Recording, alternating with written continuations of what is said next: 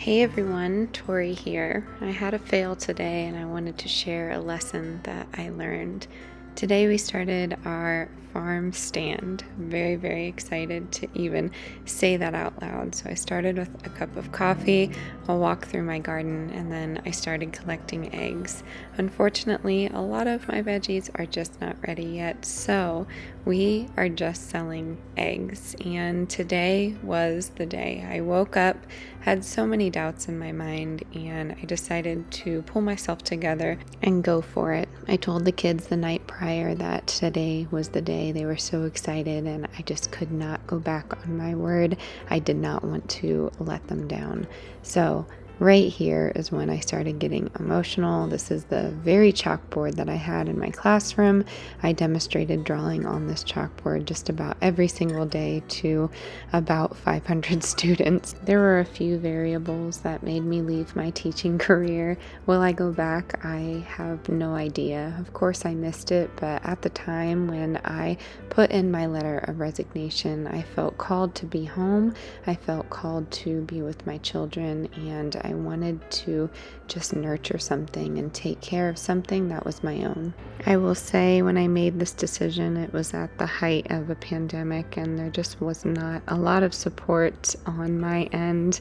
Leaving this career that I had worked so hard on, I have a master's in education, and I went to school for a very long time to have my career, so there was a lot of doubt. The final straw that led me to the decision of a resignation was my daughter's neurologist asking me updates about her day and how she's doing, and I looked that doctor in the eye with tears in mine and told her that I honestly couldn't tell her because I didn't spend much time with my children, just because our commute was so long and every minute I had with them was getting ready for the day or winding down from the day, and it hurt my heart. I drove home that day and I knew that it was time.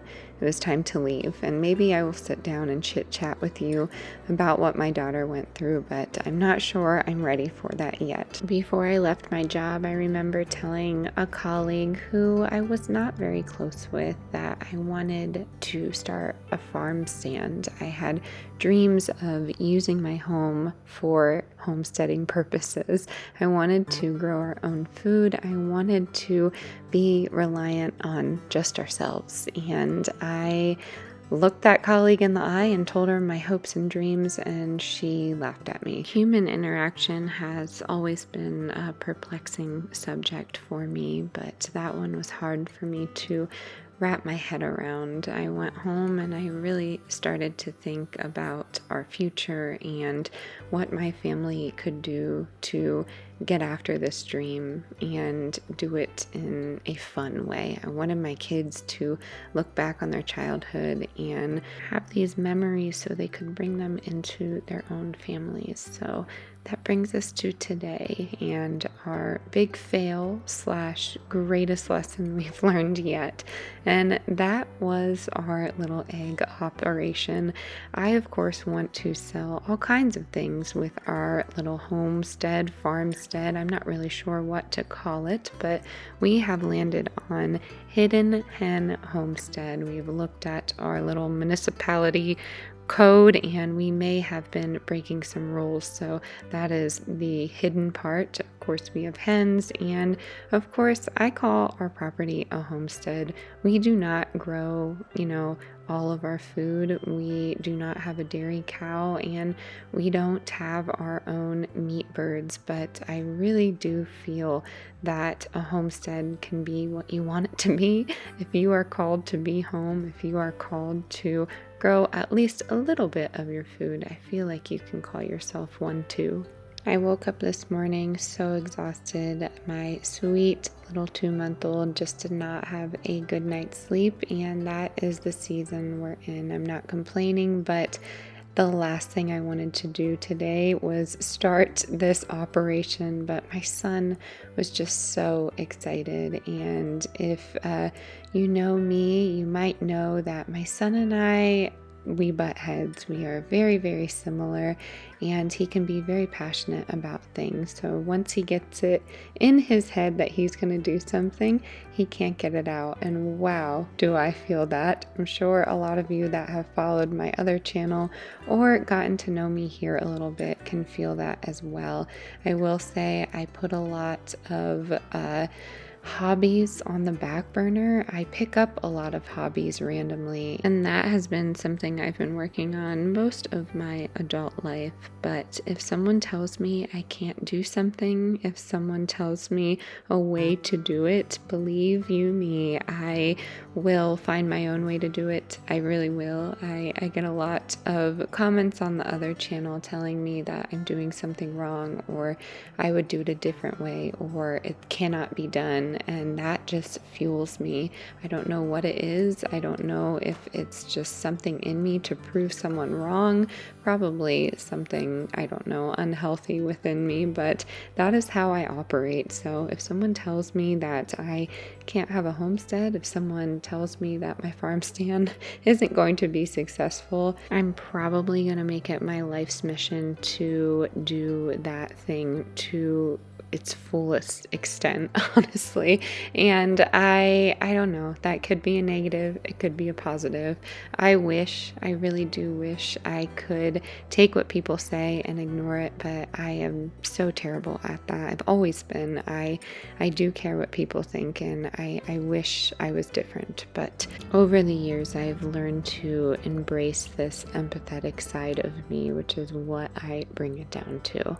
So back to these eggs. We did not have a lot of eggs. I don't know what is going on with some of my hens. A lot of them, I have seen a change in behavior, but I did want to get some eggs going today, so that is what we're doing. As you can see, we have blue eggs, which means our baby chicks, not so baby anymore. They are full-blown women in there, but they are Americanas, so we're very excited to have some green and blue eggs in there. We were really stumped about what kind of chicks they were, so now we know. But bad news is I am doing a float test, and if you are observant, you are seeing that some of these eggs are floating, which means my rotation system did not work out very well. My son does handle some of the egg operation here, and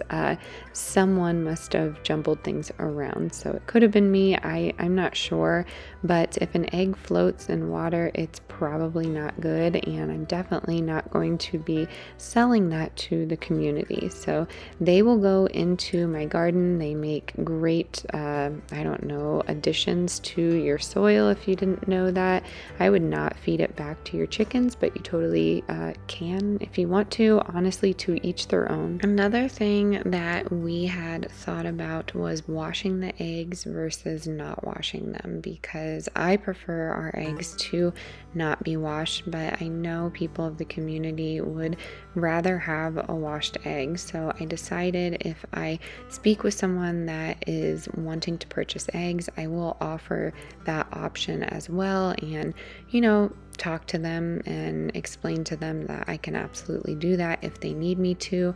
There are benefits to leaving the bloom on your eggs here. So what I'm doing is wiping it down. I have a little splash of Dr. Bronner's in there, and that's it. You will see that there is palm olive on my shelf, and if you've known me for a while, you will know that my husband will not wash the dishes unless he has those palm olive soaps.